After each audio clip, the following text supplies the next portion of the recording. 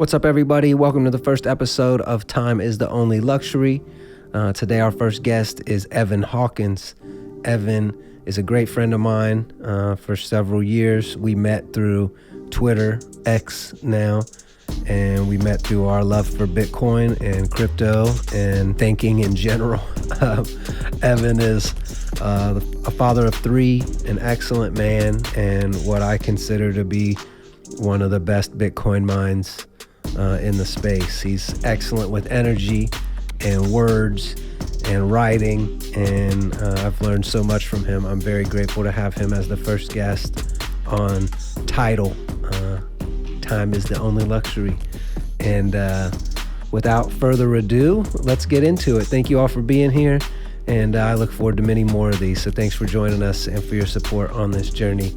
And you can find these podcasts everywhere you listen to podcasts. I hope you enjoy the episode. And again, thank you, Evan, for coming on. And it was a great time talking with you, and I look forward to doing it again. Enjoy the show. Well, Evan Hawkins, it's very nice to have you on this first episode of Title. I don't know if it will be released, but this will be the first episode that I consider recorded, and I'm not sure how it's going to go or what the lesson plan for the day is. I didn't write anything down to talk about.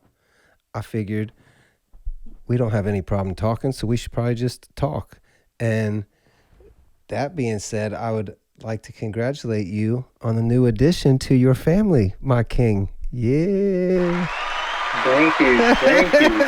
Oh, baby, got the crowd cheering. Send the motherfucking jet.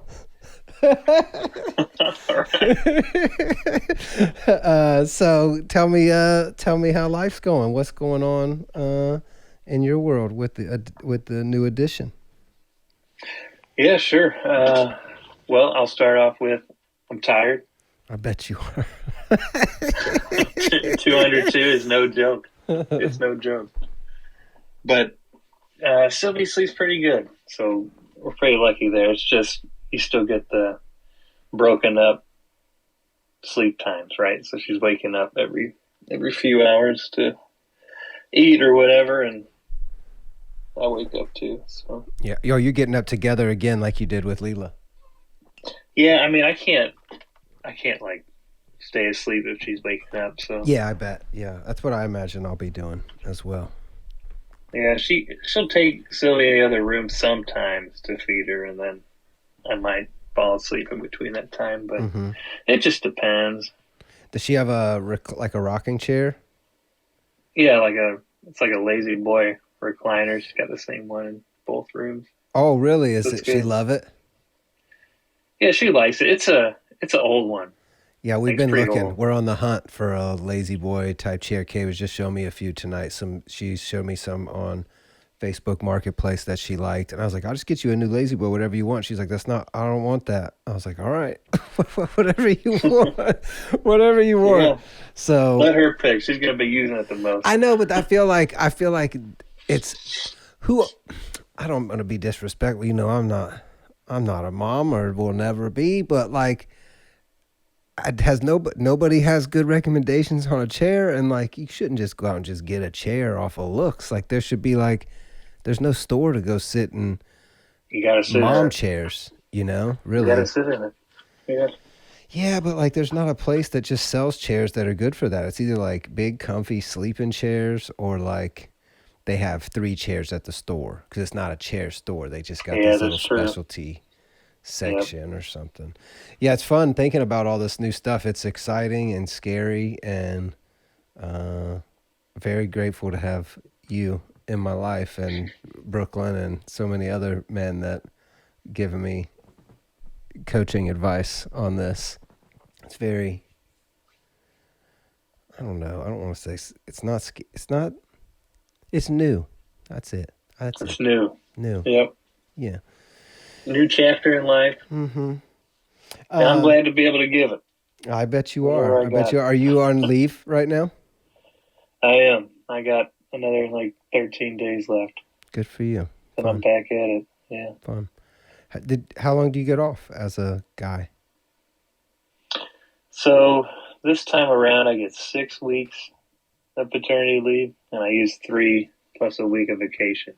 So I'm taking the entire month of May off, and then I'll get to use the other 3 at some point. I don't know if it'll be December or sooner. Mm-hmm. Whenever Alex wants me to, right? Whenever she says I need help, then I'll do it. Sure.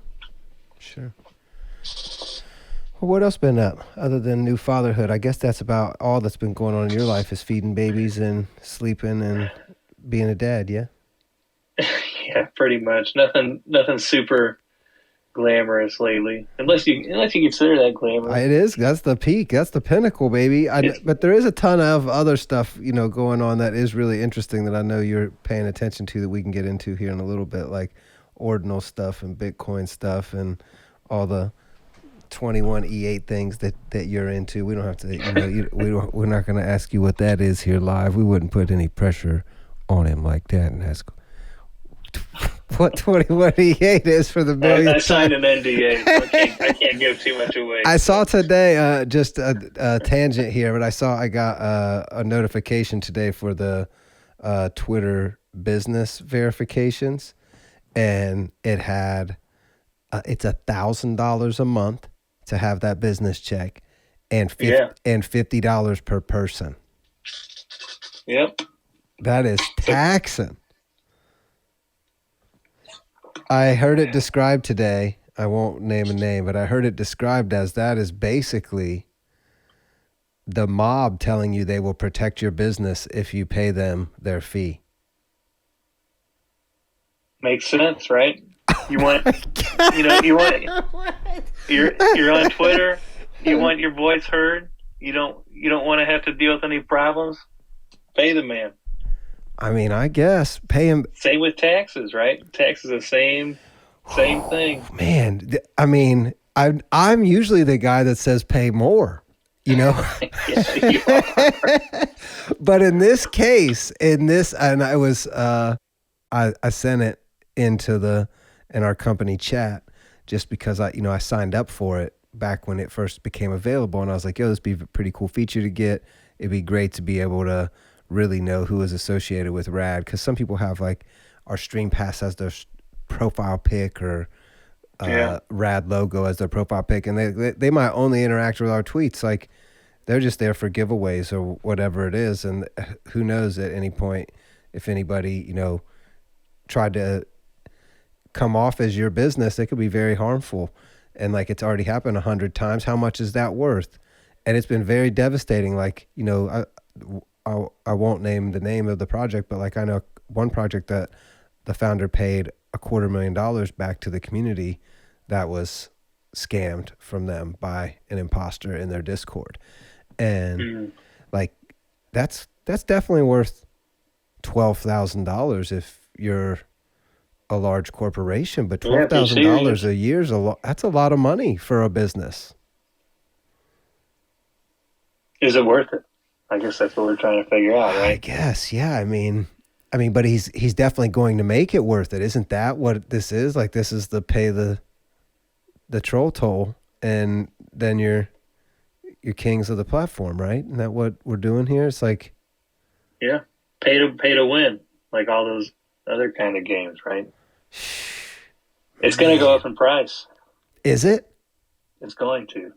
Wow. Do you know that, or you just believe that it will be so high demand? I believe that it will. I believe it'll go up in price. Because, once you pay the protection money, they can break it any time. They right? come break your legs. Yeah. They're not fucking around. Yeah. I guess you're right. But you just like immediately after bringing up that analogy, you're like, yeah, that's what it is. And I mean, is that what Apple is? Am I just not seeing it correctly? Because like, I guess I guess that's the same. So my argument, just so anybody listening knows, I always say Apple should charge more than 30%. And it's, that's a very, very unpopular opinion. But they built the fucking phones we use that are fire, the only ones we use. There's no other phone I would use. And most of my friends feel the same way. And if they built that and they're saying to use this excellent product that we maintain and curate a wonderful experience, Yeah, there you go. that is Curate. worth the 30% in my mind. And especially to developers that have such a piece of hardware to develop on for nothing. They didn't have to do shit. They just showed up and used some new software that was made for, like, that's a lot. I think it's a magnificent feat to have an iPhone, and 30% fee is not a bad price to pay to deliver your product to everyone who has an iPhone. So are you saying that this is the same argument, this Twitter is this it? Is that what I'm saying? Am I defeating my own argument here, Heaven? No, you might be close.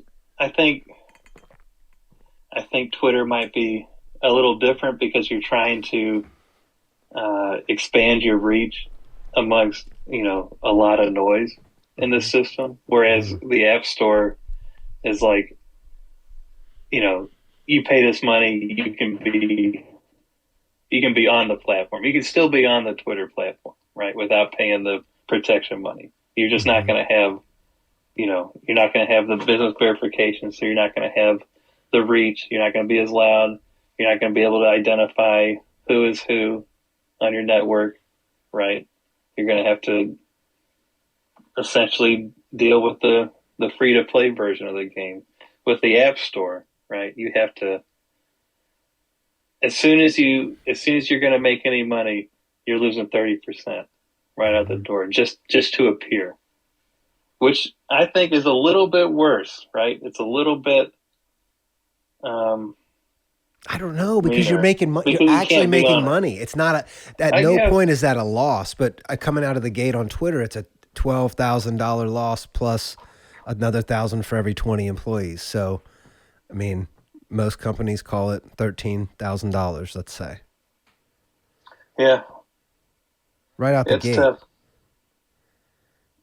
I guess it depends on the game you're playing. I mean, it does get your logo on every tweet all day, every day, which is a pretty good marketing fee. I mean, that is pretty good if you are pushing a logo and people do click on logos. That's okay. I like it. I like Yeah, it. You always have good what's your arguments. advertising budget? What's your advertising budget? Right. Right. And is it worth having? So if you were going to run one $15,000 ad, you're saying this is a much better deal to have your ad on every tweet from every member of your company and your company profile for an entire year. Like, how many ads is that truly, with a little stamp on it? Like, you bought a jersey, basically. Yeah, You put a little ad on a jersey. Shh. yeah. I mean, you got to wear your uniform to work, right? Even in non-sport context, right? Every Man, time you driving around the van that says like AC repair company, you see that van driving down the road. I don't know how much does each one of those cost with the sign on it.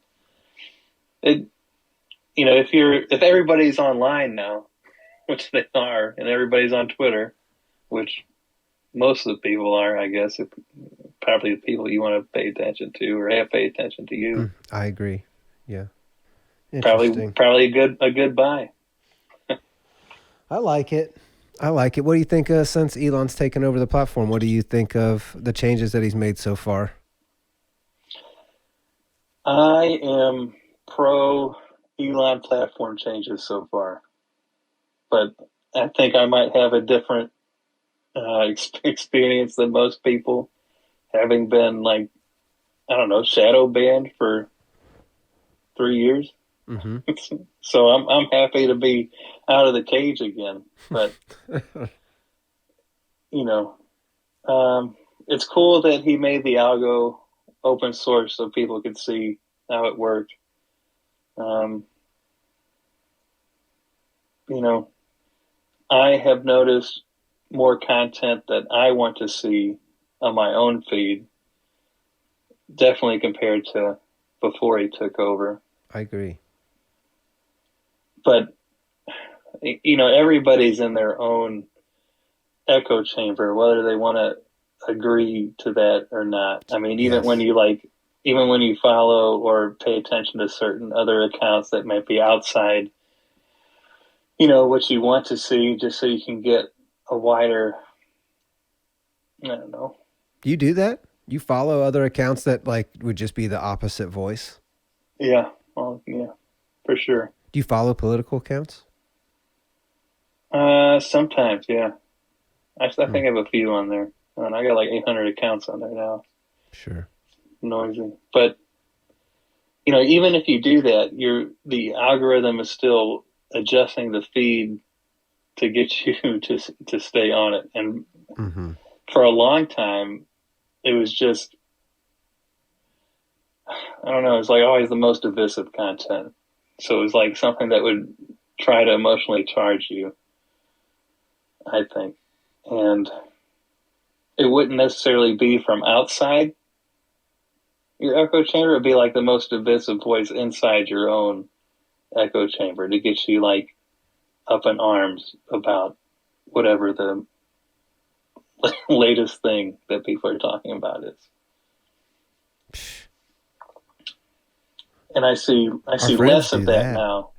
Yeah, well, right. But it goes to where you getting your information from. Yes, Like yes. what are we all really looking at? The same thing at the end of the Each day, other, just a I bet. bunch, yeah, Yeah, just a bunch of advertisements trying to get each other's money, usually. right. Yeah. Man, And I guess let me ask you that question: is that where we're at? We're like everything is an ad. I Is think that it? so. I mean, that's Yeah. kind of how I look at I tweeted the other day that the For You is really a lot more dialed in now than it was, let's say, even just weeks ago. And I really feel like the For You is almost invasive to my life now. Like almost like if I go there on accident, I'm gonna stay there longer looking at content that I really didn't go in to see. So I got to make sure I'm on my following tab. Um, but on my following tab, Twitter to me, I've turned it. I've really curated my experience to be what I need in life and reminders for me and energy refocusers. So like most of the time people are tweeting, it's either something beautiful or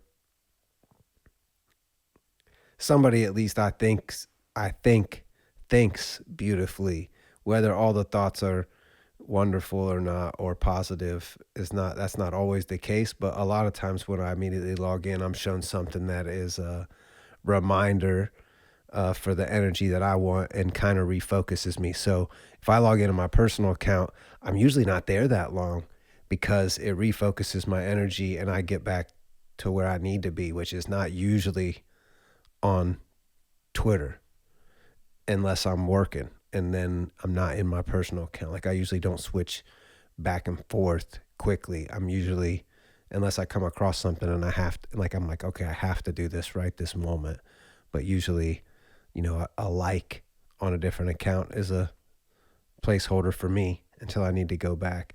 So I try not to like go back and forth too much, but I'm I've got my Twitter experience so dialed in, I don't feel like I have the same experience as other people. So like you're saying it's an echo chamber, most people won't admit it. I love my echo chamber.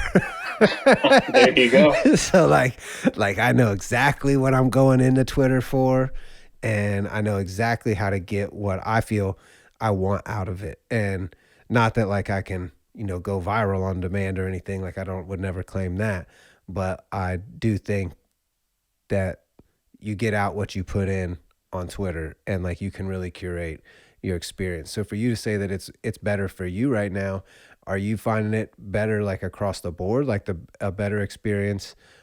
Are you making lists? Are you using the For You tab just to like be entertained, or are you sticking in the following tab? So I'm going to admit something here. I don't make lists on I Twitter. Yeah, I only have a Uh, couple. I just started this year actually. I've never okay. used them before. I hear lists are great. I hear they're the way to go as far as Well, the followers is just curation one piece list, goes. really. Yeah. It's just the main list.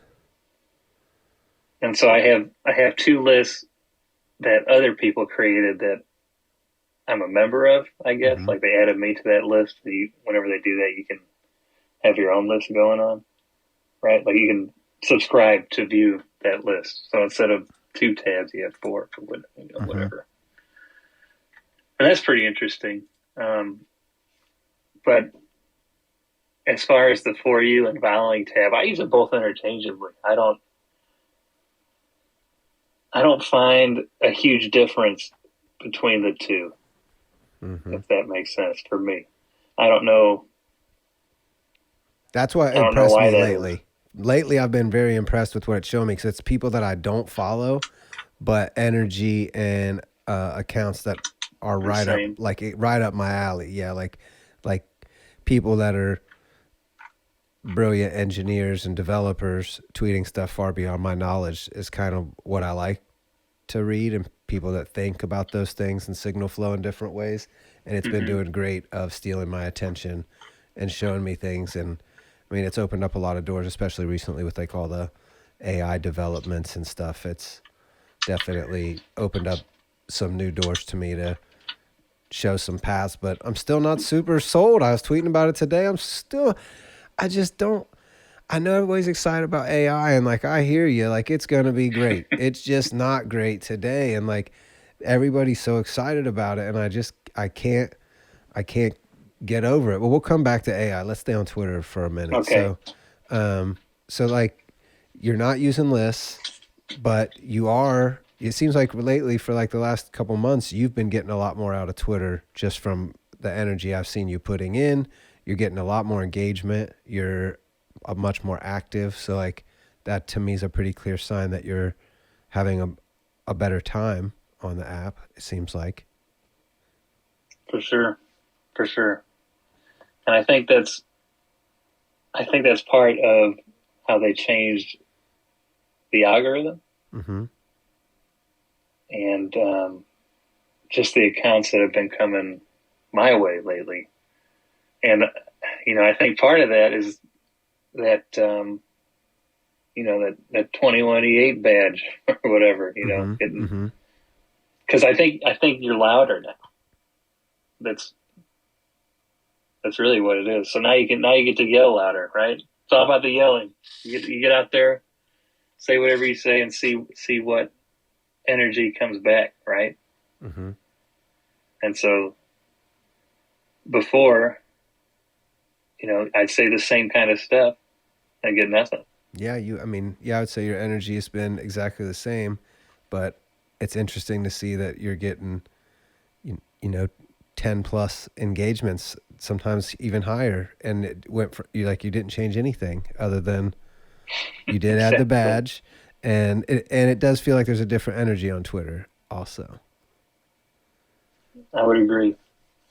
Either the site is for us, and by us I mean like, I guess the ability to say whatever you want to say and be connected with people that enjoy that content or have similar things to say, in which case there's no impedance to our connection, right? Like it's going to happen without being throttled or blocked or turned down or whatever you want to say. Or the site's against us and it's going to stick you in a box. You're only going to be able to talk to hardly anybody at all. And you're going to be constantly served garbage, right? That you don't even want to see. Or maybe it's something that triggers you. So, there's 2 ways this can go. And I think it's going the first way, at least for now. I think you're right. I love that you're putting it this way because you're kind of putting it like it is either it's taking down the good path or the bad path, and like the things that I'm naming that it's showing me are not what TikTok and Instagram show me when I log in, which is just like girls doing things. There you go. There you go. I feel like every app has their own flavor of like what they want to do to hook you, right? And I can't say that it's definitely partially unique to the viewer, but it's also, it's like the way it twists what you want to see or figures out what you want to see. You know, like it's very, like it adapts, but at the same time, it has a very specific way that it adapts, like the algorithm, I guess. You know what I mean? I do. Like Yes. you're saying, Yeah. you go on TikTok, I guess you're going to see whatever the girls are doing, because that is what you want to see to a certain extent. I mean, but you're not wrong, but it's not what I'm. You're okay. Continue. Sorry, don't let me. Okay, yeah. No, you're good. But that's it. I mean, it's, yes, you want to see it, but it's not all you want to see. It's not the only thing.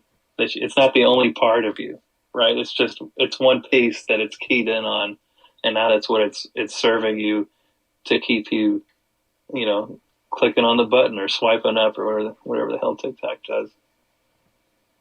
So like it's the question is what, you know, like what spiritual level is it keying off of? Is it playing on to get you to stay there, kind of deal, you know? So like I guess TikTok's really hitting you at the, you know, like, I guess I'll say sexual level, but it's wider than that, you know, like a more basic level. You know, some of these other apps will try and hit you in like a little bit higher of a spiritual level. Like, you know, if you pulled up the chart right now, you'd see like anger, fear, hate, pride, vanity, respect, admiration, love. You know, it would go, you know, descend from the bottom and go up from the top.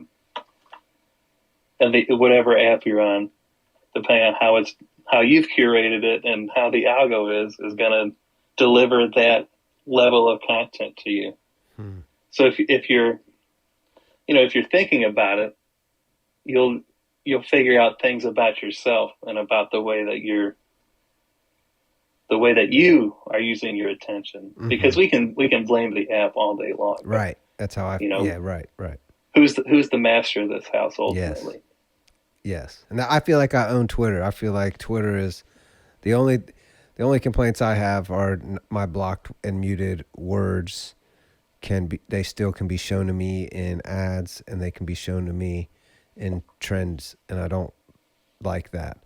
I will tell you, since Elon took over, I'm not shown other languages. When I go to trending topics, it's not Korean, because it's BTS tweeters for the last 12 hours. Like, I can actually read all the topics, and that's like, I just never understood why they would show me, let's say 18 out of 20 topics at some points in the day that were all in a language I couldn't read. It just didn't make any sense to me. And they did that for 2 years.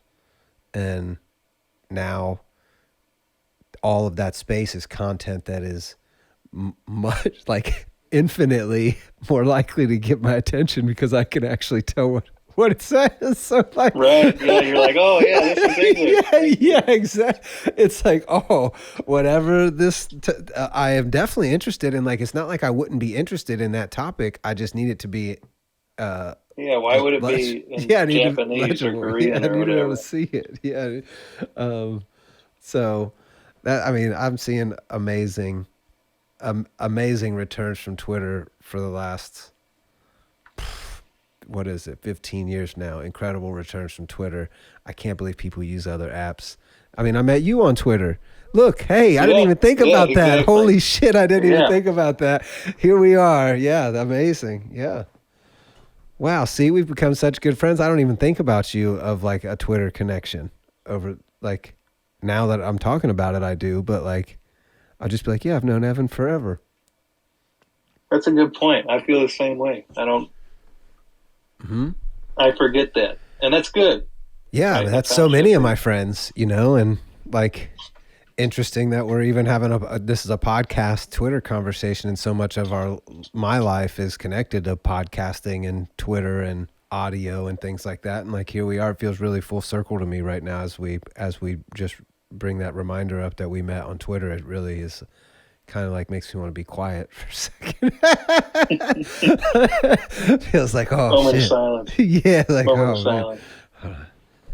Send the motherfucking jet. Yeah, baby. That's a great soundbite. I like it. I know. Hold on. I got a couple more. Let's go through the sound bites. I've prepared some for this evening just so we'd be ready. I had a special one for Colby Wright, but he's not here, so we'll play it anyway. Send the motherfucking jet. We got the dirty version, Send the jet. the clean version. Good. Applause. Keep stealing. Woo!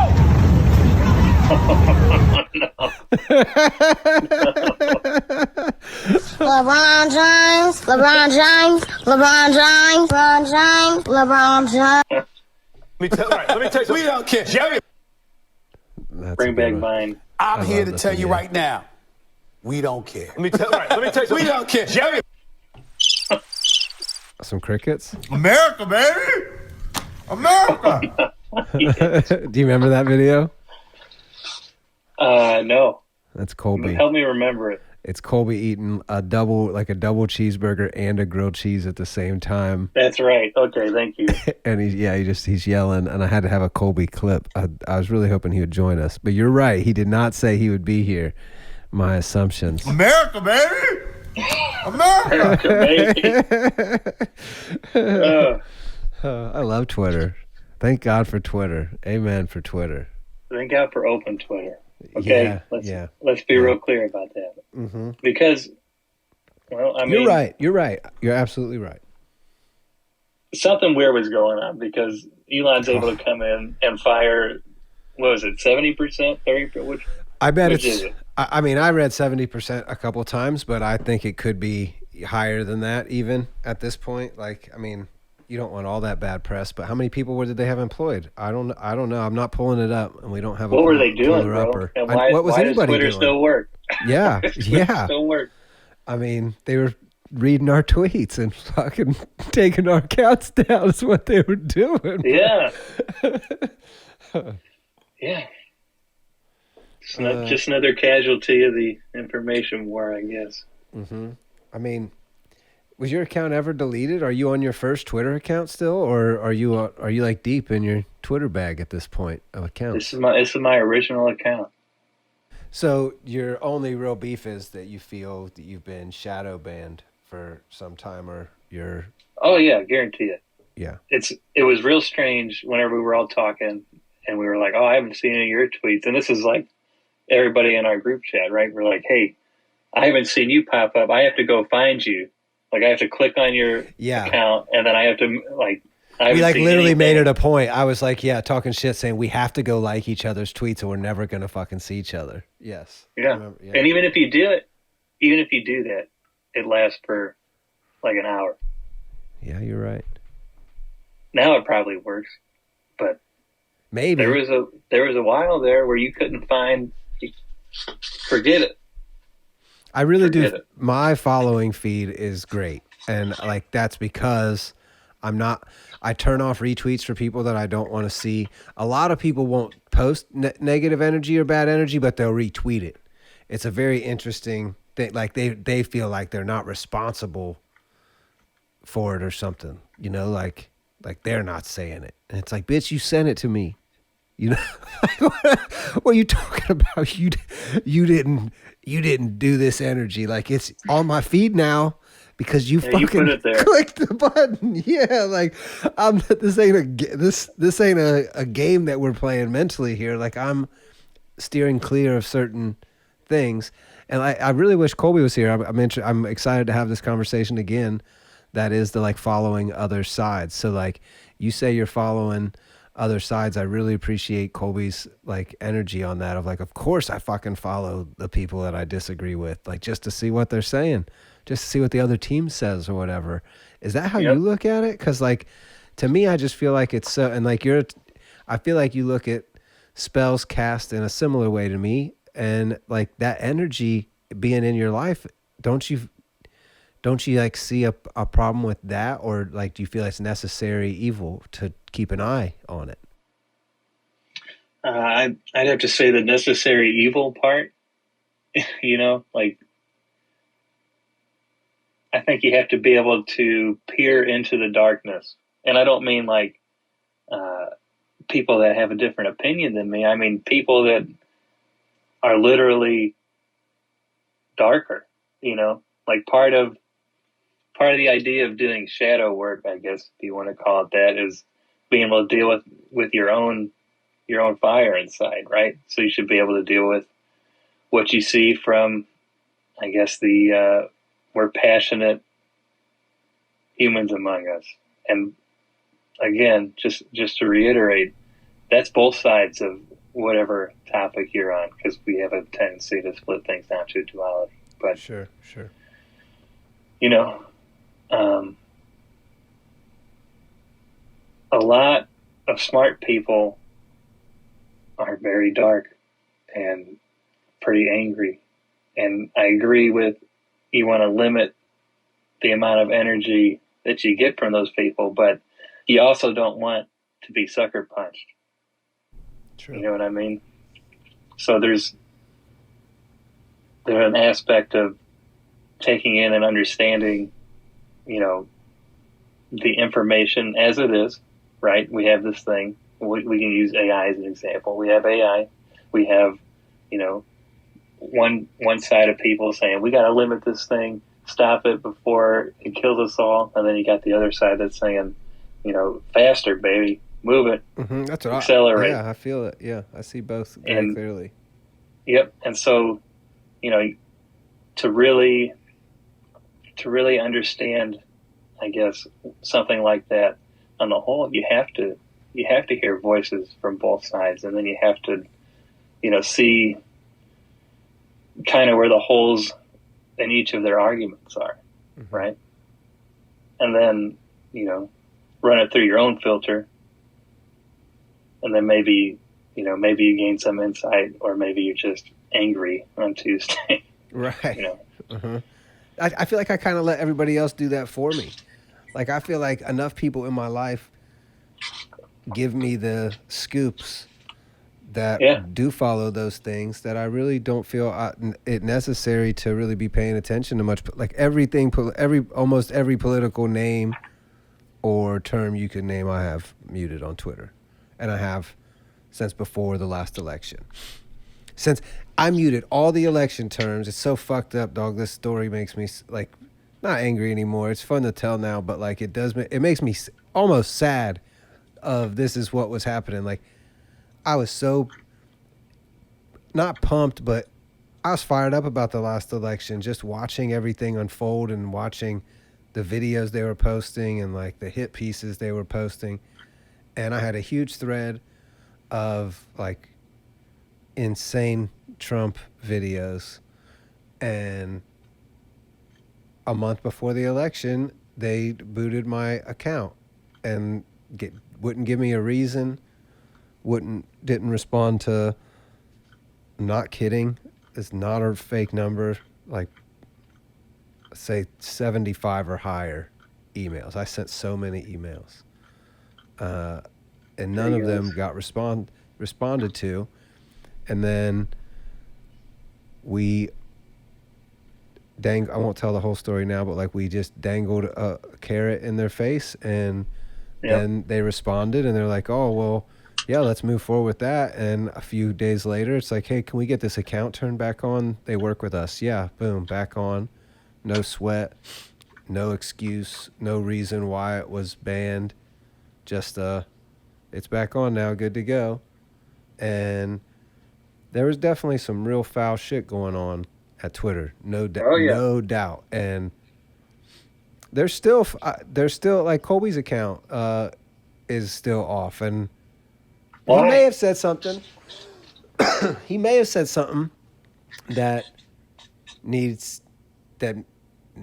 deleted or something, but his whole account deleted. I don't know. And I mean, it's pretty strange to me that people haven't got some accounts back. You know, I mean, there's a lot of, I don't know. You don't think they're shadow banning people anymore? If they are, I don't think it's as much, but maybe. Because it's not I don't you. know. Because it's not you. It's not me. Fuck 'em. No, not fuck them, but I'm glad it's not me. But maybe it will be me again. Maybe it's going to ebb and flow. Who the hell knows? Right. That's what happens when you don't own the communication channel that you're on, right? Okay. So tell me more about that.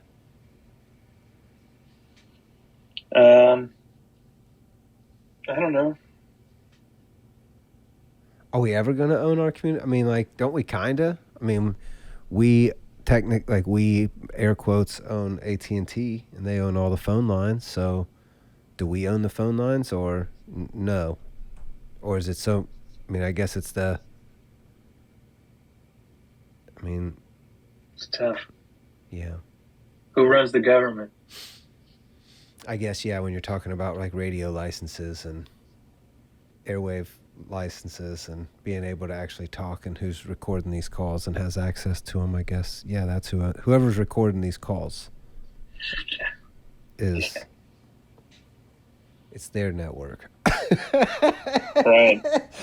I mean, you can't get, nothing we have is because of our own personal abilities, right? Like everything we use has come from somebody else working with somebody else to produce this thing we use. Yes. So you can't do this like, well, I'm my island and yes, okay, enjoy. I love this. Yeah, enjoy not doing anything. Whatever can come out of your brain. Which, I'm not saying there aren't amazing, genius people around here. It's just we're past this. We already proven that working together and like collaborating and talking and thinking in large groups, and the bigger the group, the better you do, because you have a greater pool of creativity and ingenuity and know-how to pull upon. So, I mean, the idea,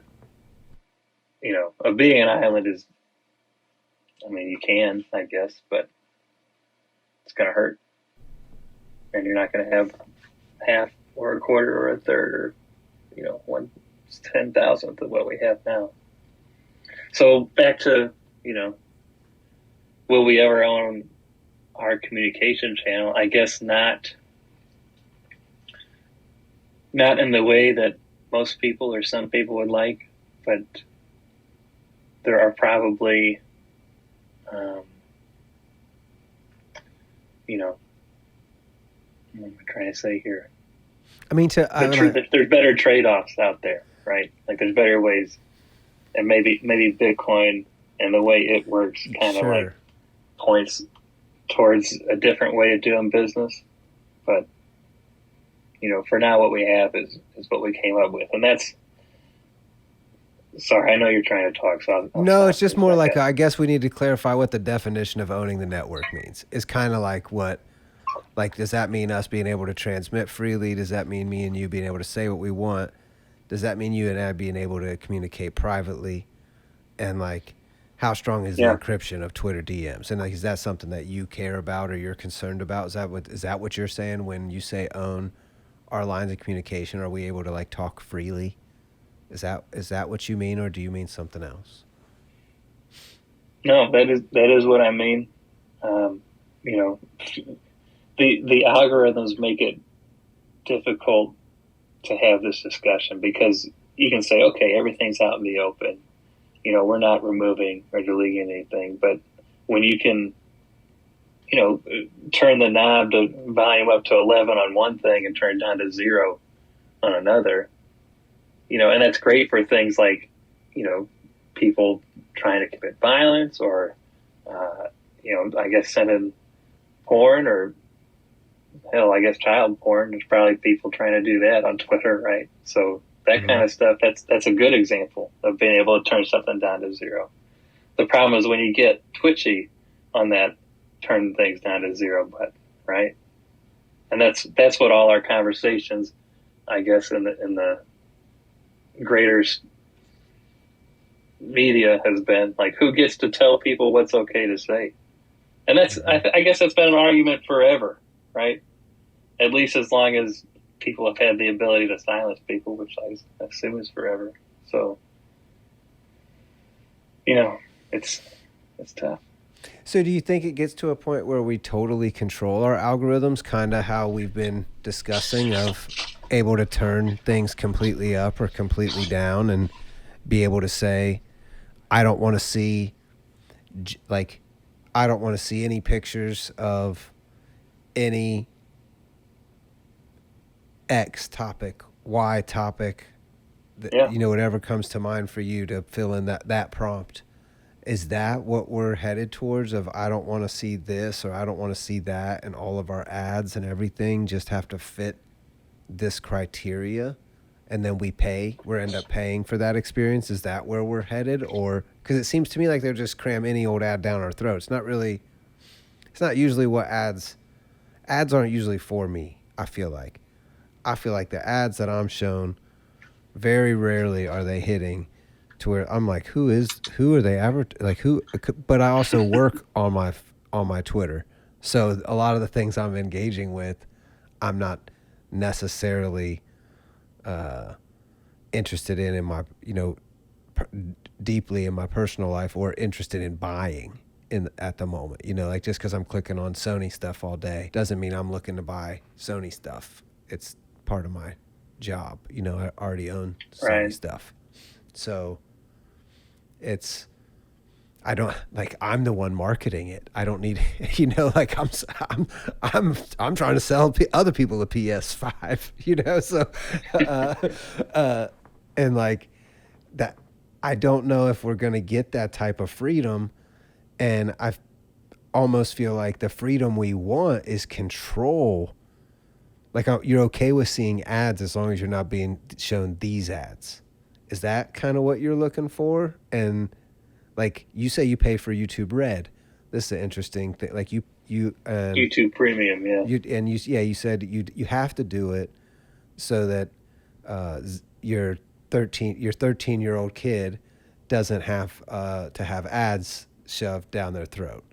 And I feel that that's a pretty interesting take to have been, like, given when asked about why you pay for that.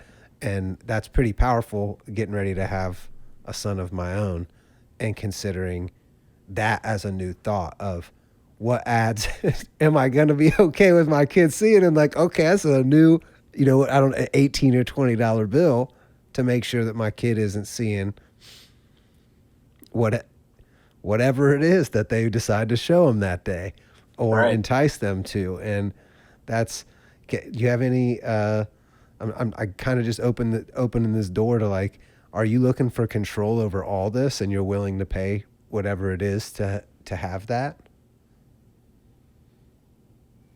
I think the point I am at, yeah, I'm willing to pay. I want to pay, baby. I guess you're willing to pay the $1,000 a month, so. I'm not paying $1,000 a month, but I know. I'm just saying, like you're saying, but you are selling it pretty well. Yeah. I mean, do you really want to have to tell your kid no, like 24/7 every day? Like, yeah, like right. do you really want to deal with it? No, I'm sure I don't. I don't know, but I don't think so. That's not what I'm trying to have happen. No. And do you want to have, like, a break in whatever content you're dealing with? Like, do you really, like, whenever they rolled out cable, the whole point when you bought cable, when they're like, no more commercials. You're good. Here's cable. You're paying this monthly fee. Here's all your shows. Is that really what it was? Is that the beginning of cable? It was no commercials? Yeah. That's what I heard. I mean, we had, so, like, I just remember regular cable TV had when we got the cable box, we had regular commercials on everything. Like, they were like that special, like, late night commercials where, like, the pizza place would be like, oh, I don't know, I just don't, like, animated and singing with wolves and shit. I don't know, brother. Pizza be singing, the moon be singing. I don't know. I just remember, like, there was tons of commercials, like heavy commercials, like heavy Pepsi for me branding. For sure. And you're thinking, are you talking like 50s, 60s? Is that what you're thinking of? Like, when it first came out, it was just like straight up shows only, no commercial? Maybe. I don't know. This is me repeating what I heard from other people. So Okay. All right. who knows? Well, It could be some kind of myth. You know, it's like a joke that turned into a myth that's now a legend. Back in the day, mm-hmm. Right. You're like, what, 34, 35? I'll be 34 in a month, less than a month. Amen. Young Amen. buck. Young buck, baby.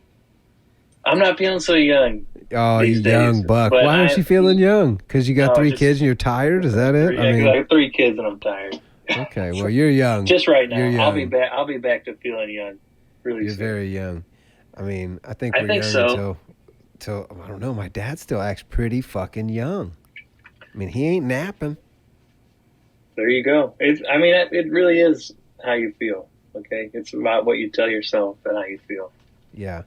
Well, when you have 3 So kids, I shouldn't say that. It's what you tell yourself. It's actually happening, though. It's like, yeah, I'm up again. I'm up again at 2 a.m. Yeah, it's tough. I'm a very routine-oriented person. We don't have a routine. This baby's waking up whenever she feels like. But it's a very short period of time in life, and hey, I'll take that. I'll take feeling old for a month or two. You know, my entire life, so I can feel young when I'm 70. Yeah. Bring it on. Yeah. Yeah. Bring it on. Amen. Amen. So let's get off of Twitter. We're going to talk about Twitter a lot on here. So if you don't like Twitter, you might as well go ahead and turn the shit off. We're all at. See, like, we've been talking for almost an hour, and I really didn't even realize we was recording. You know, I do a little bit, but like, this is how me and you'd have this talk any other time. We just wouldn't be recording it. That's true. So let's talk. Or we'd be having to take down another squad. Yeah. Amen. We're gonna stream too. I'm gonna get the stream going. We're gonna be streaming some forts too. I don't know when. I'm not committing to that right now. Like that it's coming soon. I'm just saying at some I think point. it'll be good content.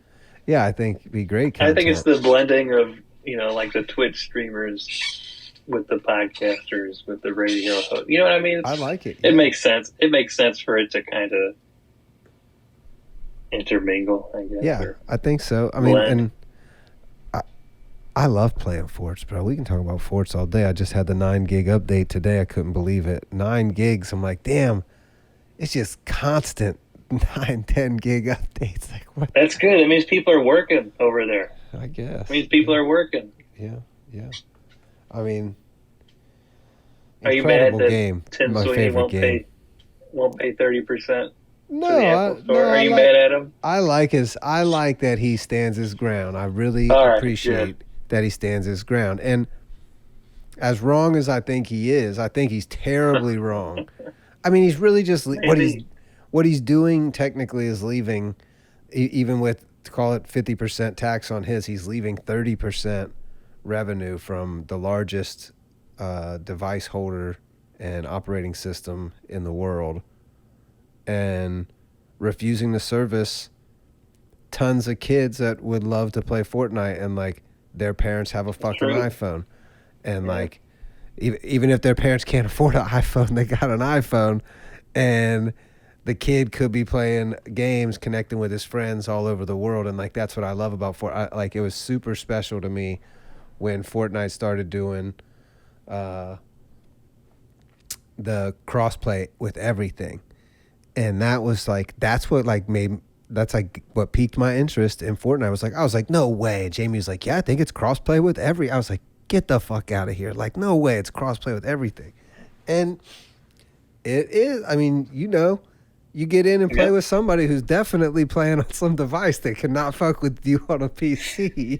It's like, and you're like, it's not a bot. They're really doing things, and like you can see that they're trying, but like it's not. They just can't move the same. They're trying to kill you on an iPad. Exactly, and like that to me was very special, and the fact that he just doesn't want to service those people for this corporate war. It's like, man, I don't know. I think Apple's right. There's nothing else to do but charge these fees. Apple was right the whole time in charging these fees. Like, how else would they make money? They're about to be a bank because of this fee. Right? This is it. Like, this fee is really the answer. This tax. Are you saying taxes are the answer? We should pay more taxes. Don't do it. No, Don't do it. No, I'm not there yet. I wouldn't say that. I mean, but I don't know. I paid a lot of tax this year. You always pay the protection money. Yeah, that's. I guess you're right, dog. Oh my gosh. Because you get to keep playing if you pay the protection money, right? Like you get to can't play the casinos, can't play the American Dream game. You don't pay the Yeah, I don't pay guess. the man. Yeah. It's been the way it is the whole time. Yep. But I guess every business can be looked at that. Every service can be looked at that way. Like even a gas station. Like, I mean, I guess you can pull up and steal, but like somebody's coming. You know, Right, like, right. So They got like, you on camera. Yeah, so I mean I think that this kind of applies to everything of like you got to pay the mob if that's the energy that we're giving it. Like at some level you can just equate every what's the rent? Is it rent seek? Is this a rent seeking opportunity here? I don't know the true definition of that, but like it Sounds right. definitely somebody charging a fee to do something. But Yep. I mean, it feels a little different if it's tech or a software, as opposed to like putting a picture next to a name, you know, on a little app. I don't know, for 15 bands. I don't know, bro. I don't know. It does sound like a good sales pitch, like it's nothing to a major corporation. So if he could get How much does a billboard cost? a lot, How much is a commercial? You know, like lot. I Yeah. truly don't know, but I would imagine. I don't know. I guess if you really want to advertise and you like have a good network of people on Twitter, which again, where people are, you know, literally addicted to looking at, you know, and you can get your name or your icon or whatever out there. Why wouldn't you? In today's world, you can't afford not to. When you think about it. I'm about to change my profile pic to my name tomorrow. You need to. With this energy, this is one. Yeah, why not? I guess you're right. I do need to. All right, Coach, what else you got? But don't mistake the man for the brand. Okay. Send the motherfucking jet. Yeah. Jess, I'm ready. I can't wait. So tell me what you're thinking about Bitcoin right now. What's going on with Bitcoin? What are you thinking about it? I have not thought about Bitcoin in a while. Hour? 1 hour? No, a while. Well, You're right. we kind of brought up Bitcoin a little bit, I but know we brought it up like 12 minutes ago. Yeah, you're right. You Right. brought it up. probably, yeah, I did. You're right, I did. Roll back the tape. Talking on our communication lines. Yes, you did. You know what? That brings up a question real quick before I talk Yeah, about we Bitcoin. don't have anywhere to go. Are things good right now? Like, are things like, forget whatever's in Twitter or the media. Like, are things good? Like, and what I mean is, like, we pay, you know, roughly 50% of our money to taxes. We, you know, deal with the craziness of the world. There's always a certain amount of violence going on, and there's a certain amount of good stuff going on. Like, are things good right now? In general? In general, yeah. Yes, I think things are very good. Do you? Me too. I think things are really great. Okay. I mean, from my Okay. perspective. Yeah. I mean, yeah, me You too. know? I see tons of opportunity. I feel like a lot of the political noise is a little louder than it was when I was growing up, but it's also because it's in my face all the time. And like, Yeah. I'm hearing so many voices. Like, there was usually like, you know, for most of life, a few loud vocal people. And now it's all you see is people's thoughts and opinions all day. So And that's even yeah, the quiet and that's- people, you know, like, That's it. literally everybody. You know, Don't forget that either. Like, we're looking at everybody's thoughts constantly thanks to social media, right? Like, the 10,000 thoughts you have in a day or a week, or however many thoughts you have. But I think life's incredible. I mean, it's like really better. I feel like life is continuously, for me, my outlook, and even with ups and downs, has like continuously gotten better forever. Really. It's been up only. And I had a very down period for, let's say, just over a year. And that's like when I first started to meet you all on Twitter. But we weren't coming together with like, nobody was sharing bad energy, you know? And yeah, I mean, I don't know. That was a very strange time to be at a low point on the internet, feeling so connected to everybody. And it's like this, like 2018. And also feeling like not heard and like not even know what that means, you know, just feeling like I just felt like I hadn't found anybody that I could really even talk to about the things that interest me. And then Twitter made that happen. And from that, I mean, it was really just connecting with a group of people that changed everything. And I think like that's what most people are looking for, is like they're looking for a connection on these apps. And then once you like, my energy on Twitter has not changed, you know, like I'm still the same person, but like I definitely am curating harder because I do care about what people see from me. I care about the energy that I'm putting out.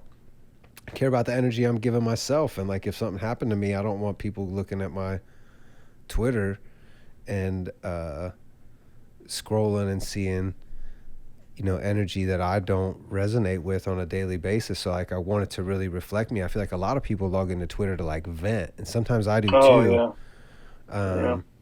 But I really try not to participate in that too much, like of liking it or retweeting things that are negative, just because I don't want to put it on your timeline, which it does. But I guess I haven't been seeing lately the things that say like Evan liked this tweet or something. I haven't been seeing that regularly. That's almost gone, I feel. Maybe. No way. I'm liking retweeting you at least once every couple days. I know, but retweeting, sure. Retweets, yes, but not like so-and-so liked this post. Maybe in the For You. Yeah, maybe in the For You, but definitely not in the following. Like it's not just throwing in tweets of people that you don't follow anymore, because there's an actual following tab. You mean like a tweet I like showing up on your timeline? On my timeline that says, it says your handle liked this tweet, and I'll be like, what? I don't give a shit. You leave Evan's likes over there. If I want to see his likes, I'll go to his page and click his like button, and I'll scroll his likes. Like, that's a good point. I don't want to be shown that stuff, but you know, back to the energy talk, it really, meeting you all on Twitter did change a lot of things for me. Like just being able to have discussions about things like Bitcoin, and nobody in my life, I couldn't talk to literally anyone about what I thought was the best tech I had ever seen in my life. And everybody's like, no, not interested. That's for the old idiots. And I'm like, yeah, I guess that's me then. Right. So to find people that I could talk to like that, I guess really did elevate everything in my life. Not that I wasn't in a good place before, but I just was once I was able to connect with people and have the conversations I was looking for, really, that kind of opened up all the doors out here. I feel like everything took off then, and that's because of Twitter. I mean, very interesting. I agree. I mean, I just, very strange time, 2018, 2017, 2018. Man, it's so very crazy. unique. Yeah, what a platform it's been, and what it's done for the world. It's crazy. It's off the market now and just owned by one person that wants to go to Mars. That's insanity. It's crazy. Is that why? Is that why Elon was like talking today or yesterday? He's like doing the Princess Bride quote. I don't care about money or power or fame or whatever. He's like, because he already got it. He already bought That's a Twitter. good point. I It's mean, over. I hear What him else say is there that. to buy? I hear him say that, and I respect the energy that and I feel like he does practice what he's preaching almost all the time. But there's a fine line between saying that what he said. I don't even want to misquote it. We know what he said, and saying that he is going to take action for the government, the standing government in Turkey during an election time, which is a very weird thing if it's like just, and I haven't read through all the things that they actually took off, and maybe they're still available to us to check out, but like, what kind of things are they pulling down? Is it like just like regular old don't vote for this guy for this reason stuff, or is it like malicious, fake, deep fake content that we're pulling down? And like, how can you say one and then also say, but I don't want to lose access. I don't want the people to lose access on Twitter. Is it really about the people there? Is it about advertising dollars in Turkey or whatever it is, you know? Yeah, I mean they definitely had to reduce content for certain things in that election, which I assume will happen again for our It has election, to forever. Yeah, I mean, but what is that? Like what do I mean? Like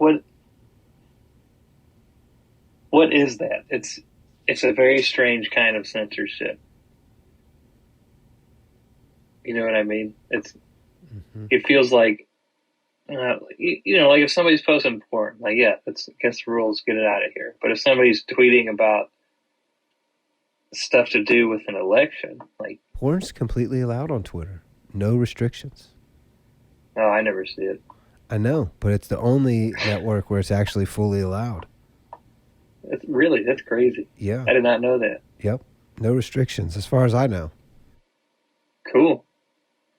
No restrictions. I like Twitter even better. No restrictions, other than, you know, the derogatory, the worst things you can think of, and like, I don't even want to say the words. I don't want any audio problems. So, you know, just like I'm pretty sure there was a few articles of Elon cleaning things up that were going on, and they were also saying that like that there was ongoing like child pornography being shared on Twitter while the other regime was in control. And who knows how true that is? Maybe I'm just parroting something some political person said, but there's a lot going on there for sure. And to think that that's not going on, like I just feel like there always has to be some level of air quotes shadow banning. It's like, of course you're turning down the volume on things, and like, why would you not? How? It's just it like is. You have to. Yeah, you have to. Yeah. I mean, you would do it for yourself, right? Like we're talking about. Yes. But it's hard. It's hard. It's difficult to say what's right and what isn't. I guess I lean towards, you know, everything is okay. Figure it out yourself. You know, like that's really what I'm looking for. Like complete control over my feed, and then the ads. You know, some choice over ads. Like, just like, let me have some selection, and I'm happy to pay. I'm happy to watch your ad. It just can't be these kind of ads. Yeah. What'd you think? I saw this the other day, and being somebody that has kids that I respect their opinions very much, you're an awesome dad. Always Thank you. Always saying things that I really have never thought about when it comes to like being a parent. And like the other day I saw a Transformers cartoon on Twitter And again, maybe Yeah. maybe this isn't real, but I think it was. I mean, it was pretty high level animation. I'm pretty sure it was real. And yeah, I think even Elon replied to it and said, like, computers are binary, but it Yeah, was a robot saying that they were non-binary to a little kid. And what I don't even want to put any words on it. How do you feel about stuff like that as a parent that obviously can't control everything your kids are watching? Right. And I guess let me say this, that I don't think I should control everything my kid's watching or looks at. I just want to have control where I deem it necessary, I guess, or I want to. I think I have to do this. Okay. I think there's a wide world out there. I don't think that I understand the world completely. I don't think anybody does, because the world's made up of a bunch of different perspectives. And, I have my own, you have your own. And even though we are very close, we still have our own opinions on things, right? So that gets wider the farther away you get from us, right? So somebody on the other side of the network has a completely different perspective. And I think I'm shortchanging my kid by, 100% controlling everything he takes in to his cranium and thinks about, because I don't have all the answers, and nobody does. Anyway, that's my preface. Sure. I definitely want to control the majority, because at the end of the day, it is my son or my daughter, and I have to do what I think is right.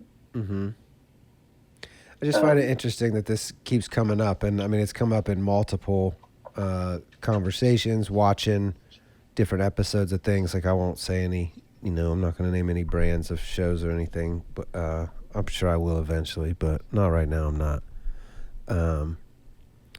Where there are things happening that's like, do you want somebody exposed to that, or do you, like, it comes on and Kendra's like, do we, is that what we want? And shows me the screen, and I'm like,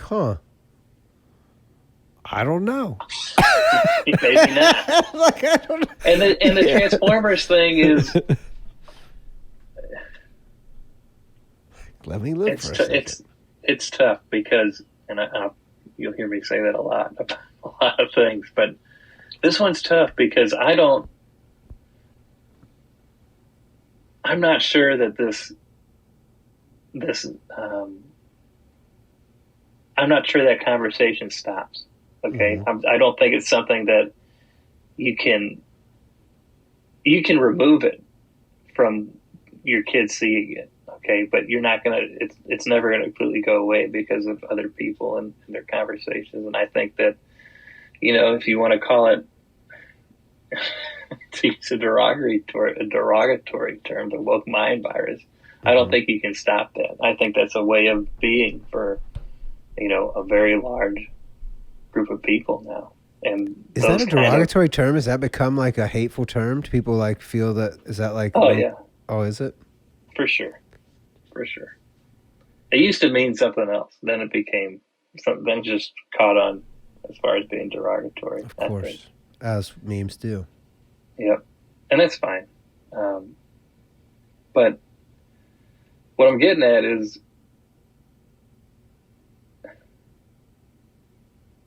it is fine to be exposed to under parental guidance, but that's everything.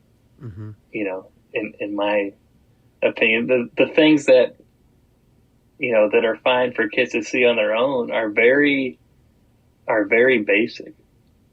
Like, I guarantee you that show is rated like PG, right? At least. And that's what PG stands for, parental guidance, right?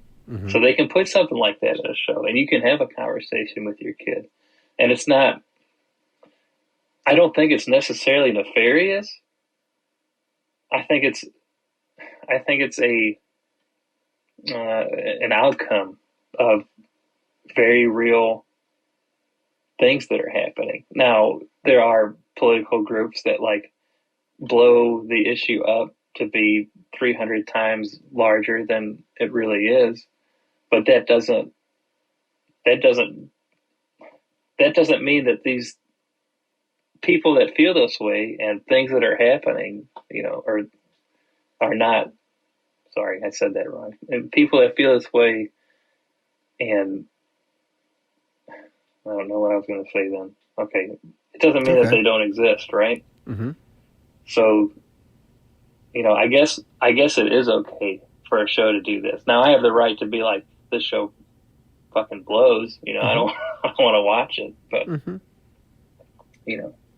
there's a large group of people that are applauding that same thing that we're kind of making fun of, right? Yeah, for sure, definitely. And it's an interesting. The best way I've ever thought about this was a good friend of mine. I'm not even going to mention his name. I won't do that to him. I don't want to bring his name up here and out of context like that. But we had a really good conversation that made me think about this this topic in a way that I already kind of look at the world. And he brought it up of like, if you think that this is a game that we're coming to enjoy and a place we get to come do whatever we want, how could you not want people to do whatever they want? And that to me was like, damn, that is how I think.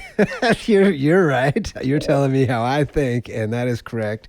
And it kind of opened up a door to me that seemed very closed up into that conversation. And since then, I've just really looked at the only issue as it being directed towards children.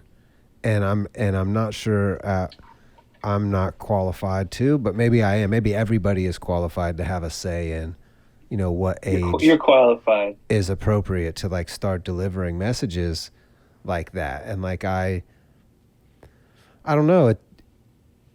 Is that something that I being a person that believes so strongly in ideas, and ideas that you holding becoming they usually manifest. If you hold an idea strong enough, it's coming, and at least I believe that, and that's what's happened in my life. And if by planting ideas in people's minds, I know that there are thoughts that people can plant or have planted in my life that hit me or stayed in my brain in ways that they could have never anticipated.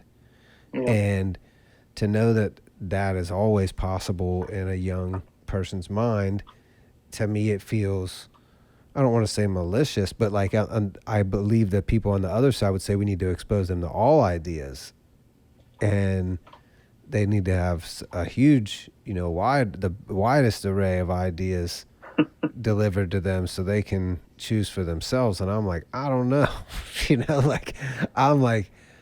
I don't think they should be exposed to all the ideas, especially not like when other people are deciding that the ideas should be shared. And of course you don't get to control that, but I do feel that like planting a seed is planting a seed, simply that. And for sure. If that's the first place that a kid witnesses that idea, and it very well could be in that show, depending on where they, who gets brought up, or where they're at. Mm-hmm. I don't know. I don't know either. So not easy.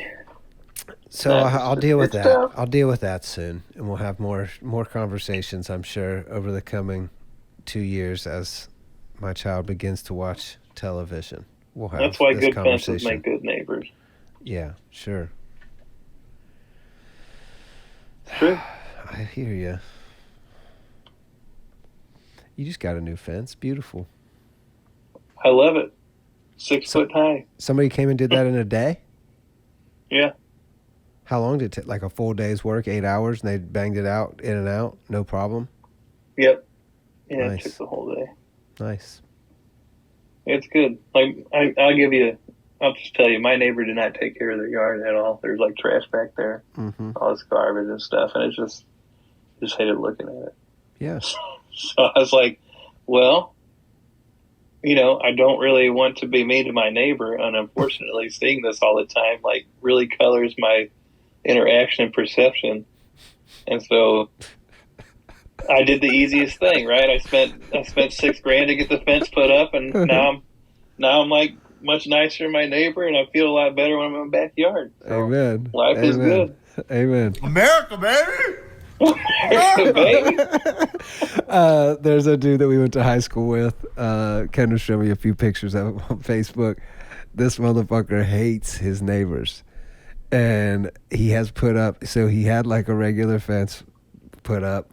And then on top of that, he put like a, I'm not kidding you, like a 20-foot wide tarp. And like, Oh my God. and like Some from concertina wire. yeah, from one, and then he put like a big pole at the end, so it looks like a big old like blue Fenway left field wall that goes down. And like he posted pictures of it on Facebook. Like he hates his neighbors so much, it's like he thinks it's funny. Of like he's like, fuck this whole area, putting up this huge tarp. Oh, that's awesome. Man, it's hilarious. Yeah, it is incredible. That's petty. Yeah, I mean, if that's what you got to do before you move, I've had some bad neighbors. I've lived a lot of places. I've bounced around a lot, had a lot of 1-year leases and stuff, and just living in different areas all over the place. And sometimes you get a shit neighbor. I can't imagine buying a house and then getting it. It's a crazy thing to realize. So Kay and I we've been in apartments since 2014. We moved out of a 3-bedroom house in Columbus in 2014 and moved to LA. I moved to LA. She moved to Long Beach. And everybody I knew was in apartments. Nobody had a house. And you get so used to it, but it just becomes normal. Like that just becomes how you live. And then Kay and I came back here and we got a house. And like the first month in, I started thinking an apartment is far more private than a house. And Think so? I think so, yeah. And like not only is it more private, it's safer. I don't know if it could technically be a better living experience if we were more neighborly and like more Maybe, yeah. like maybe better more polite, like more courteous, more friendly to one another. But to me it seems like you walk down the street during the day, everybody's got their blinds open, you can just see right in people's houses everywhere. People can just walk straight up to your front door and like knock on your door. They can just walk to the side of your house and look in any window. Like there's literally nothing in between you and like literally the entire fucking world. And good point. And in an apartment building, yeah, there's 20 people there, but there are rules. There are times to be quiet. Most people are pretty respectful of times, and sometimes you get a weird situation where somebody's first shift and second shift living next to each other, and that kind of sucks. Well, I'm just going to cut you off real quick. I had horrible experiences in the apartments I've lived in. So I'm going to say like what? Awful. Just like I agree. I did too. I've had bad experiences in apartments too, but it's the same at houses. It's not any different. Like that's true. It's no different. I guess maybe I didn't spend enough money on the apartment. I don't know. It doesn't matter. I don't think it matters if like Brooklyn's apartment, dog. 4 months after Brooklyn, I know I've told you this story, or we sent you guys the article. I'm sure I sent it to you guys in a chat one day talking shit, but like Brooklyn was paying a lot of money to live in a beautiful apartment downtown, and like 3 months after he moved out, somebody was murdered either in his apartment or the apartment next to it, and then their body was dragged through the hallway, put into the elevator, and sent to the first floor of a beautiful hotel. Not a hotel, beautiful apartment building, like luxury, I might be mistaken, and I might be parroting something wrong here again, which I do sometimes, but I'm pretty sure like Terry Crews lived in the building and like some other celebrities, but like I definitely think he lived there, and like I'm pretty sure. I mean, it was a nice place in LA, and like definitely some wild shit goes down even at the nicest apartment. another friend of ours at Jamie's apartment, like somebody just broke in not long ago and at like 1 o'clock in the morning broke into two people's apartments and robbed them in the middle of the night, and really nobody even heard anything. And that's at a beautiful apartment building with, you know, people at the Well, there front you go. door, Apartments securities are all the awful. time. You're making my point for me. Thank you. I guess you're right. Maybe I am making your point for you, but Little bit. it seems like it's the same thing it's just spread out over a city block. Yeah. And like the amount of bad neighbors is still, the percentage is still there. Like, I don't know if it's like 1 out of every 10 houses is just. That's because it's a people thing, right? It's not a living situation thing. It's just a people thing. Right? So like you can have it should be 100 part of shitty people in an disclosure. apartment or 100 shitty people in the neighborhood. Yeah. You know? Yeah. And you can, by spending a certain amount of money, you get a certain experience, right? But there are always exceptions to the rule, right? Something bad happens in a nice area. There are probably more bad things happening in a bad area, but, you know. And then, of course, also think about this. If one bad thing happens in a really nice area, that's a huge deal, right? Because nothing ever happens there. Right. But the same thing happens in a bad area. People are like, whatever, it's fucking Tuesday. Man. Next.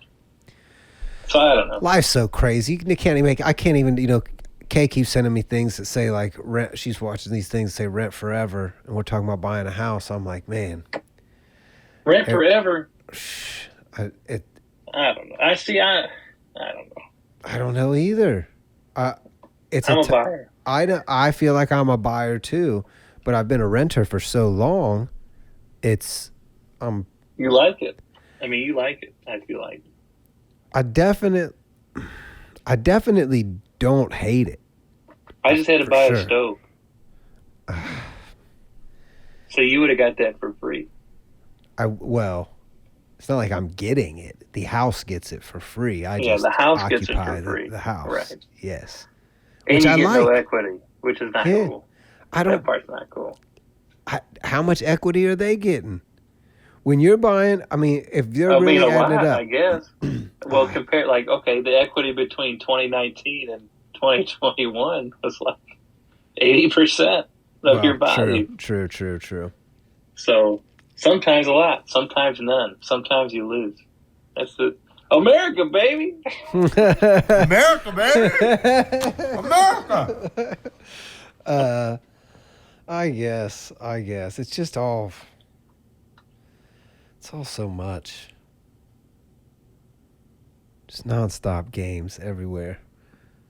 So that's what we came here to do. So you don't have any thoughts right now on current Bitcoin? Well, I got you recording. You don't have any thoughts right now on Bitcoin's current status?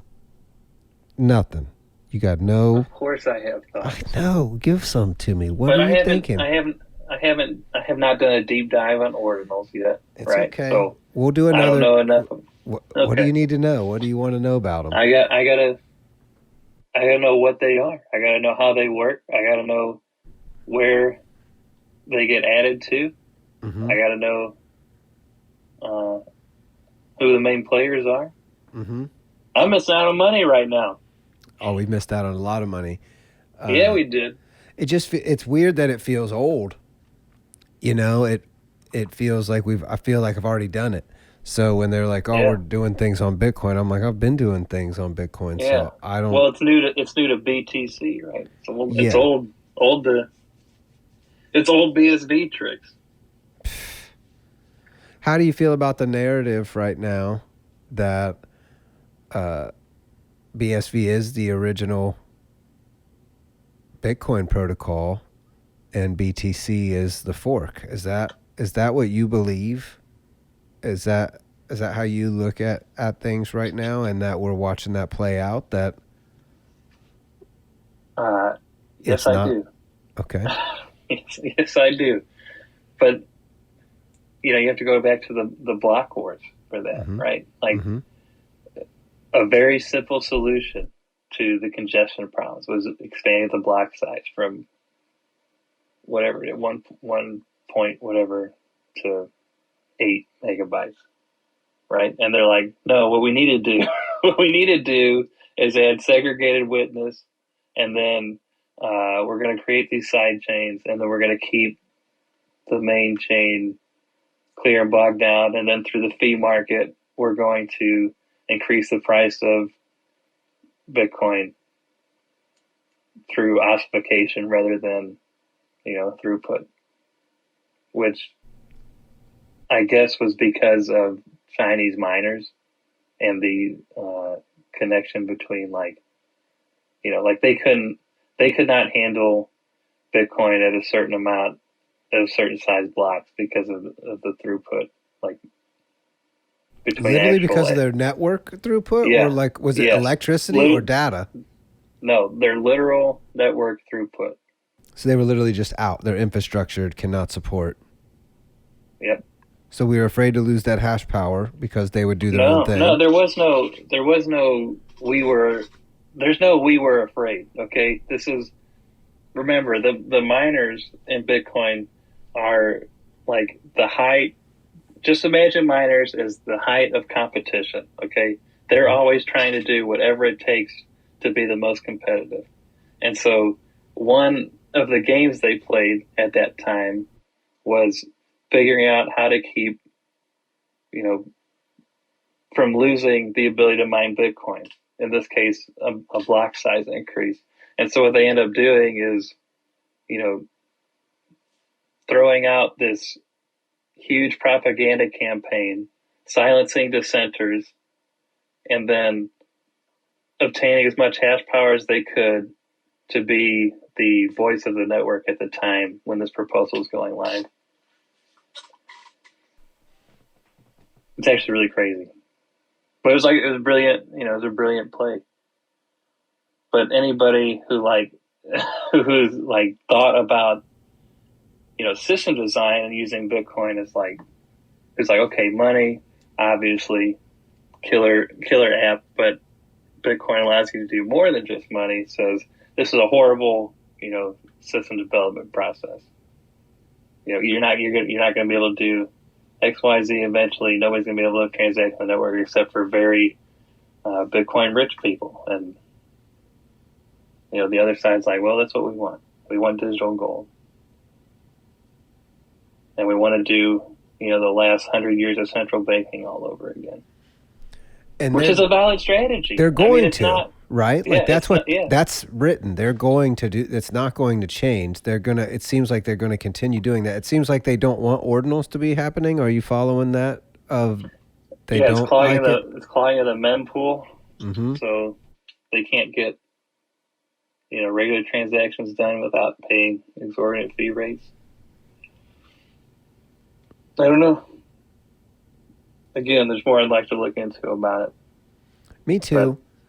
I have not made the time. I'm really more asking you not about what your thoughts are on ordinals. I'm more asking you what you think about the block wars all over again. I guess that's really what I'm asking is.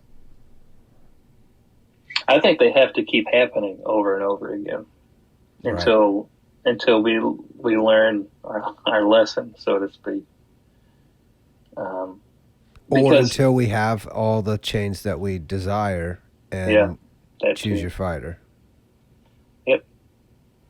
So we'll just keep looping around on it. It's the same thing for it's the same thing for people, right? Like you keep looping over the same lesson that you have to learn over and over again. You keep meeting the same characters and you keep doing the same thing until you figure out, the answer, at least as it pertains to you. And in this case, it'll be the answer as it pertains to Bitcoin's users and operators given a particular environment.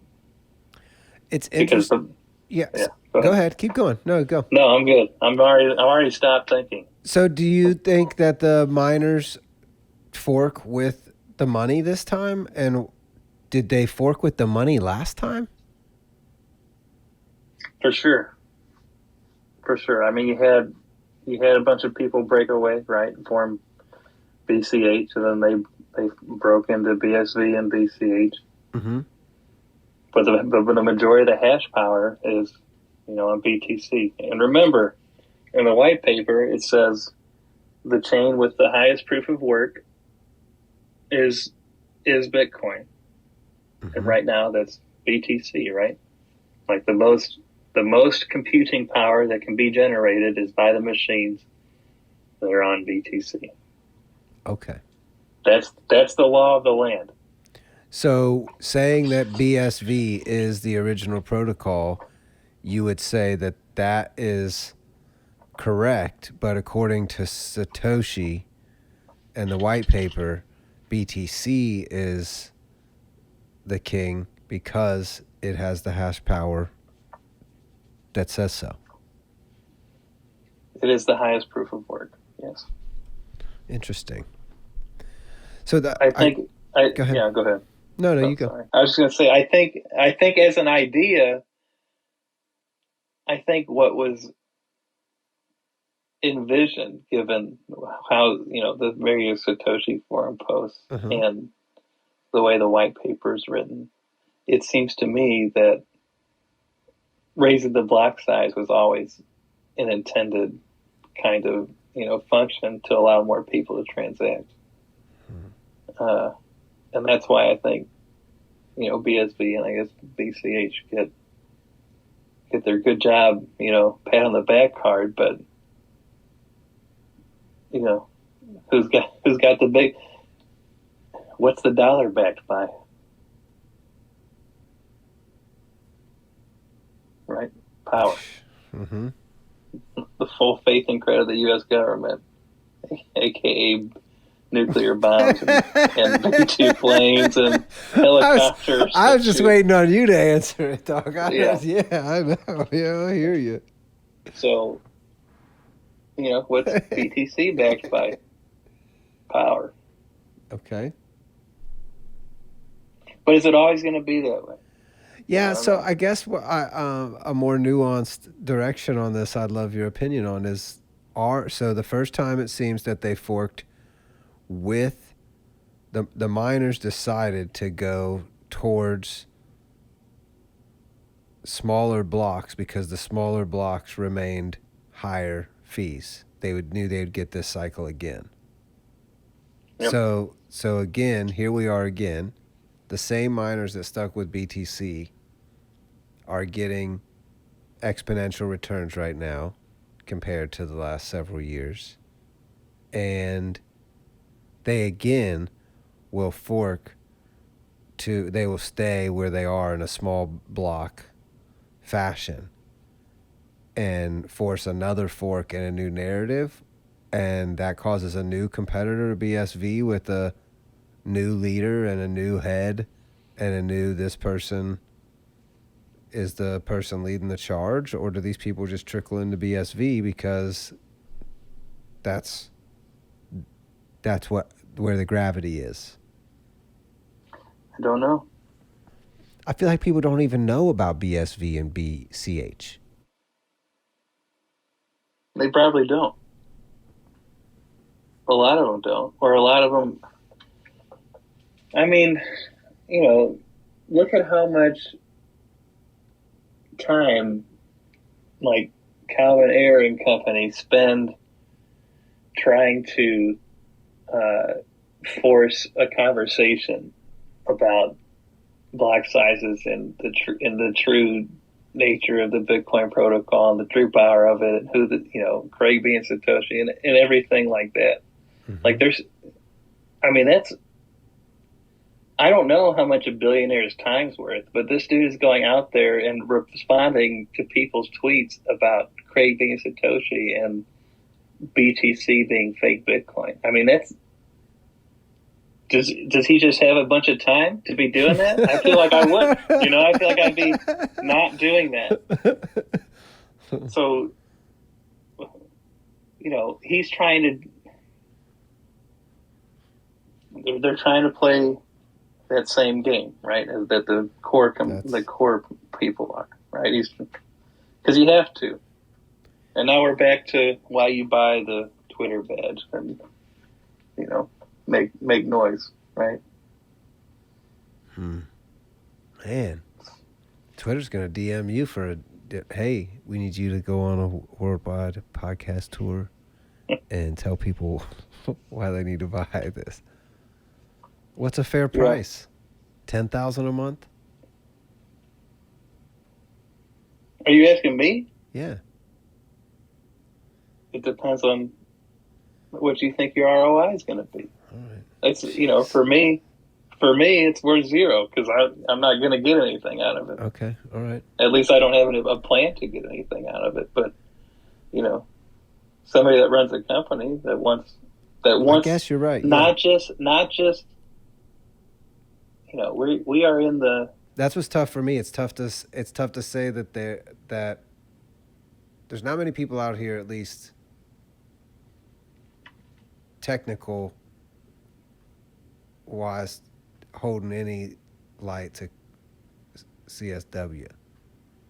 You know, that's, at least in my opinion, it feels like he talks like an authority and nobody really even wants to have a conversation about it. But then it's interesting. Yeah, it is interesting. And it's unique. There's not a lot of things that are Bitcoin, right? Because it's like this idea of a perfect system, you know? And of course, as with all perfect systems, human nature comes in and we see what's done with it. We say a perfect system, but as I was just a moment ago when we were talking about the white paper, you mentioned something and it made me think, is a perfect system would really mean like the perfect white paper. Really, like the mechanism could be whatever the mechanisms are, and you know, the way it works can be the way it works. But if there's going to be any code changes whatsoever, and we're talking about like there's going to be need to upgrade the block size, like that's a thing that's said. But it also says so like we need to upgrade the block size, but it's supposed to be written in stone. So like the BSV protocol is the original protocol and the block size has been raised, but the other line in the white paper is the longest chain is Bitcoin. So if that's it, then it's BTC and the hash power by a mile. So if that's the case, then it's the real network. And that seems like it's an imperfect white paper and the system works fine, is what you're saying. The system continues to operate. And it will do so without any code changes. In fact, changing the code is what will ultimately ruin the system or make the system. And it's secure too, right? Like even it's secure enough for money, which is huge. Bitcoin itself never hacked, right? Only the intermediaries, and I guess unless you want to consider, you know, them adding segregated witness and, you know, convincing people that was the right move, if you consider that a hack, I guess. But that's changing the rules for the system. Yeah, I don't consider that a hack, do you? Kinda. Okay. All right. Yeah, I mean it could be, sure. But so I had this conversation with our buddy Andrew the other day. Is Bitcoin really that he's doing great? It appears he's doing wonderful. He's been all over. I've seen pictures of him at the state capitol and DC, and he seems to be doing a lot out here right now and setting himself up for a pretty important run as far as his point of view of rolling Bitcoin out in the Midwest and especially Ohio. He's crushing it, I think. America, baby! America! But we were talking about the security of Bitcoin, and I was saying, at what point does it become, like we always talk about security and hash power, and I ask these questions, who has the most hash power? Who really has the weight out here hash-wise, and who could really flip a switch and own whatever they want? And if that is weaponized over a monetary source, that sole price is the core reason its price is what it is because of this security. As soon as that is rugged in any meaningful way, doesn't it lose all of its value? Or do we still think, no, the chains continued as normal, we're happy more hash power showed up? Or are we worried that that's the leader now and they call the shots now and it's just fucking game on? And at that point, isn't it like always big bank take little bank forever, and it's really just the same system transferred over, and it's one server farm or whatever it is could just start flipping switches and every day just be like, you're done today, you're done today, you're done today, you're done today, and just start working their way up? It depends on what you mean by flipping switches. You're done today. Like just winning, just doing whatever it takes. I mean, I guess it have to last long enough. They'd have to be hopping around so anybody else could do a reorg and go back. They do that. That happens all the time on lower compute chains. Mm-hmm. Mm-hmm. And yeah, it sucks for them. But the rules are he with the most hash power wins, right? And you can't just be a bad player because you're shooting yourself in the foot and you've amassed all this compute for no reason, right? Because if you play that game, like you don't gain anything by it. So what? You're gonna spend $100 billion on computer power, and you're gonna go out there and you're gonna what? Use it to censor people somehow? And what does that really mean in Bitcoin? It means changing the ledger.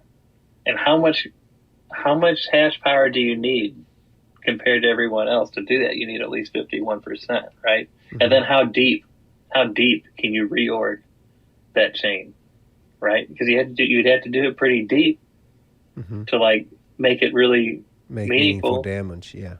Yeah, and then all anybody has to do, the other 49%. How's that calculated? How is that the depth calculated? Is that still based on hash power? So like it's like extra hash power over the 51% can be used to infiltrate deeper? Is there like an easy way to explain that you know of? I'm not sure what you're asking. Actually. Like you said, once you have control of, you said, how deep can you go? How deep can the block org re-go? Yeah. So like how deep, like is there like a way to like determine, or is it just like the greater the hash power, the faster you're digging down? And if you come in with 200% hash power, yes, you can just work somebody immediately. Yep. That one. That one. Okay. So you start solving blocks with the transactions that you want, right? And you're always going to have to start off of, whatever the last block was. I guess you could technically start at any block, but that's where this whole fork from Genesis idea comes from. Like you can always just start a new chain, the Genesis block, if you wanted to, and redo everything. But that seems like a lot. Yeah, that's like a panic button. It's like everything, the world has ended. And then you don't care about the money at that point. But what I'm getting at is it just would be utterly pointless to amass that much compute and then play the bad guy. Mm-hmm. Because everybody still has a record of the chain up to whatever point you join the network. And they can just be like, well, you can do that. You can keep attacking the chain over and over again, but that's costing you. There's a cost there, and not just in the money that you spent to get the compute, but the electricity that you're using to do it. Mm-hmm. And so, you can. How long do you think somebody could do it? Even if it was a nation state, an entire nation trying to do it. How long? How much? So, I wonder what the math is. And what do you get? What do you get? Is market cap equivalent to hash power? Whatever it is, dollar per whatever the term you nerds use is. I don't know what the term is, but is there a dollar to horsepower term? Sure. Here? Sure. How much does it cost to buy a whatever the newest flavor of miner is, an S19J or such 20? I don't know what they are. I haven't looked them up in a while. Okay, but so there is a direct correlation, and is that what people are using to determine the value of Bitcoin and if it's worth mining? So the people really in the know are looking at hash power versus market cap. Yeah, they're seeing how much it costs to produce a coin, right? Or how much that hash power nets them, and that has to do with the price of Bitcoin. So really, hash power is price, right? If the price is going up, then the hash power is going up, and the cost of that hash power is going up. There are occasions where the price goes down, and so the hash power starts going down because people are turning off miners because they're not profitable anymore. But that's market dynamics. There's always a line, and that's why Bitcoin's bear markets don't really go, to zero, because there's a line where it becomes profitable for miners that get electricity for 4 cents or 3 cents or 2 cents to turn their rigs back on and start, producing again. And then they're like, okay, well, I'm going to keep my coins and not sell them. And then there's always you and me or whoever trying to buy Bitcoin or trade in Bitcoin. So there's always some kind of economic activity going on that keeps it from going to zero. How long do I have you tonight? Well, this is probably a good stopping point. I have newborn pictures tomorrow. So all right. I was hoping for an hour. We got 2. I'll take it. Hey, I'm a giver. I love you. It was wonderful. It was great. I can't even believe it's been 2 hours. I have so many other questions I'll ask you at another time, but I really appreciate you coming and talking to me tonight. It's fun very to think much. and talk and say Yeah, stuff. I'm glad you had me. Yeah. I love you too. I really appreciate you coming on. This feels perfect from our first episode of Tidal. It feels exactly what it should be and more of what it will be. I'm excited to have America, baby! America! I'm excited to have Colby Wright join us very soon. And he's gonna add some magic. I'm excited. Congrats on your new family member. I'm very excited for you, and and can't wait to meet them. Thanks for joining me, and let's do this again soon. All right, I love you. I love you. Send the motherfucking jet.